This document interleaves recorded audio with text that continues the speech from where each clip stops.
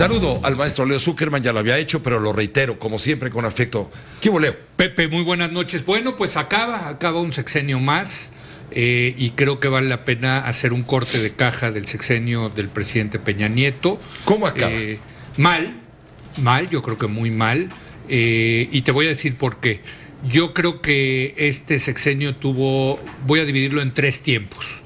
Los primeros 2 años, que fueron verdaderamente de grandes resultados. Yo no tengo la menor duda. Las reformas estructurales. Trascendentales reformas estructurales, reformas que llevaban años atoradas en el Congreso. Telecomunicaciones, educación, la energética. Todas esas financieras, la laboral se pasó en el sexenio de Calderón, sí, pero fue parte del paquete de 7, 8 reformas estructurales, donde desde luego las que mencionas tú son las que destacan: la educativa, la de telecomunicaciones, la energética. Y la energética. Y yo recuerdo, septiembre de 2014, Pepe, segundo informe de gobierno, que el presidente estaba muy contento y por razones, y tenía razones para estarlo, porque había, gracias a una gran operación política por el Pacto por México, aprobado estas reformas, y en ese momento, si lo recordarás, anuncia el que sería el proyecto de infraestructura más grande de la historia del país, que es el aeropuerto de la Ciudad de México en Texcoco. En ese momento yo creo que fue el pináculo, fue la cima del poder presidencial de Enrique Peña Nieto. Y también recordarle a la gente que en ese momento ya muy pocos se acordaban de un personaje llamado Andrés Manuel López Obrador. Para saber qué estaba haciendo López Obrador había que leer La Jornada, y en la página creo que 32 aparecía López Obrador. Desde ese momento, ese fue, digamos, el primer periodo donde la verdad fue impresionante, un sexenio de un gobierno de muchos logros. Pero a partir de ahí empieza la segunda parte del sexenio, que es la debacle de un gobierno que había presentado tan buenos resultados. ¿Por qué? Pues por 2 asuntos, Pepe. Por la corrupción, ¿no? Es cuando sale el tema de las casas, ¿no? La Casa Blanca que el grupo IGA le financió a la primera dama, el tema de la casa de IGA que le financió al secretario de Hacienda, entonces el secretario de Hacienda Luis Videgaray, o un par de casas que también sospechosas del secretario de Gobernación, entonces secretario de Gobernación Miguel Ángel Osorio Chong, otra mansión que se estaba construyendo Luis Miranda, el gran amigo de Peña Nieto, en Las Lomas, en fin.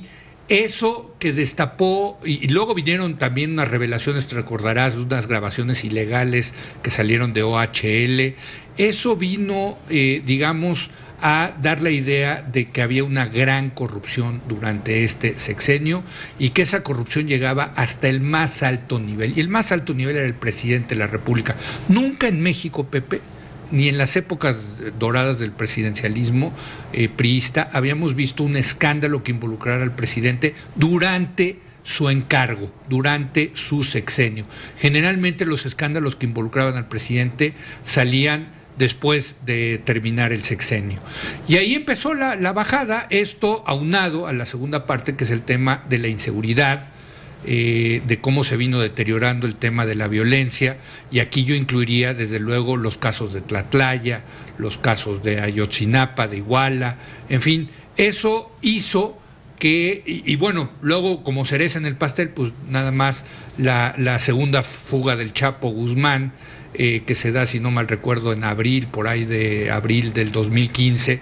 Entonces, estamos aquí hablando, marzo, abril del 2015, pero aquí lo que estamos hablando, Pepe, es de cómo empieza a caer el presidente, cómo el presidente tampoco sabe reaccionar. El silencio de los pinos lo bautizó la revista Nexos, cómo no pueden tener una estrategia de comunicación importante, y en ese momento reaparece el personaje llamado Andrés Manuel López Obrador. Yo te diría, el legado, julio 15, ¿verdad? Fue fue julio 15 del 2015. La segunda fuga del Chapo. La segunda fuga del penal Chapo. Pero entonces empiezan segundo semestre del 2015, de 2014, 2015 empieza la debacle. Esto lo capitaliza López Obrador, empieza a crecer. fue con este nuevo partido llamado Morena, ¿no? Y termina, yo te diría esto, el 1 de julio de este año, donde pues gana Andrés Manuel López Obrador de una manera contundente, como no habíamos visto desde el año 1982, por la debacle debido al tema de la corrupción, impunidad y violencia del sexenio de Peña Nieto. Ese es el segundo periodo. Y el tercer periodo, yo te diría, Pepe, algo inédito que no hemos visto, que desapareció el presidente a partir del 1 de julio. Dejó prácticamente de gobernar este país. Eso nunca lo habíamos visto. Este es un presidente que en realidad gobernó 5 años y medio, porque estos últimos 6 meses, de julio hasta el 1 de diciembre... 5 meses, sí. Pues sí, el que ha venido gobernando cada vez más es Andrés Manuel López Obrador, un presidente desaparecido. Que cabalga galope. Que pues sí, ya hasta se hacen chistes, ¿no? De que es el expresidente de funciones, abandonado por su partido, abandonado. Que López Obrador no va a tomar posesión, sino va a rendir su primer informe. Es correcto, hasta él mismo, ¿no? Sí, se ríe. Mismo se ríe. López Obrador. Entonces, ¿cómo termina Peña Nieto? Mal, muy mal, con una tasa de popularidad muy baja. Y yo te diría, ¿cuál es el principal legado al final del día de Enrique Peña Nieto? Pues el principal legado de Enrique Peña Nieto se llama Andrés Manuel López Obrador. Es el que le puso la alfombra, una alfombra roja, enorme, larga, confortable, por la que transitó López Obrador para ganarle. Pero lo más, yo te diría, Pepe, lo que sí es una lástima es que por el tema de la corrupción echaron a perder el sexenio de Peña en el tema de las reformas, porque ahora todas esas reformas van para atrás. Quedaron repudiadas por el tema de la educativa corrupción. Por lo pronto. La educativa, seguramente la energética, Pepe. La de telecomunicaciones yo creo que sí va a permanecer. Pero, hombre, la obra emblemática que iba a dejar Peña Nieto, que iba a empezar a construir Peña Nieto, que es el aeropuerto, pues ya la cancelaron. Entonces, fíjate, creo, y con esto concluyo mi comentario, Pepe, que el gran problema de Peña Nieto es que no aprendió la lección de Carlos Salinas de Gortari. Es decir, que un presidente reformista no puede ser estar al frente de un gobierno corrupto. Porque si tú eres reformista, Pepe, todos los intereses que perjudicas al hacer esas reformas se van a tratar de vengar de ti y van a tratar de debilitarte. Y lo hicieron con Salinas, nada más que con Salinas lo hicieron una vez que Salinas estuvo fuera del poder, y con Peña lo hicieron cuando estuvieron en el poder. Y esas reformas, y esos presidentes que hicieron grandes reformas y que pudieron pasar a la historia como grandes presidentes, en el caso de Salinas acabó en el basurero de la historia por el tema de la corrupción.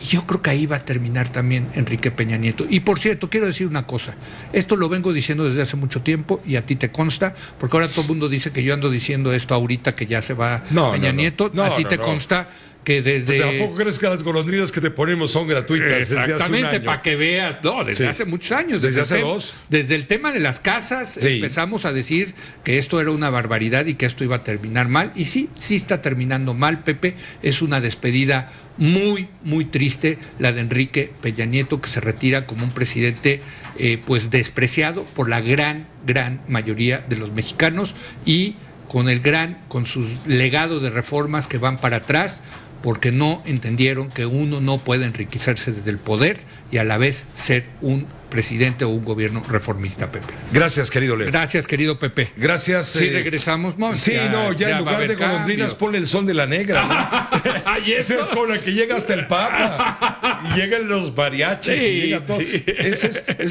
Hay que ser convenenciero, ¿verdad? No, nunca, jamás, Pepe, jamás. Ahora toca ver qué le va a pasar a la 4T y ahí seguiremos. En el 1D de la 4T ya comentaremos, pero por supuesto el jueves también. Ahí te va el son de la negra para que te vayas animando. Gracias, mi querido Pepe. Gracias. Buenas noches. Pausa. No, tú tienes algo más de lo que dijo hoy. Hablando de la 4T y del 1D, la esposa del presidente electo, Andrés Manuel López Obrador, con el pretexto de un tuit que le mandó un jefe de comunicación de la Cruz Roja de Guadalajara, aplaudiéndole, diciéndole, señora, qué bueno que usted insiste en que su marido debe aceptar protección del Estado.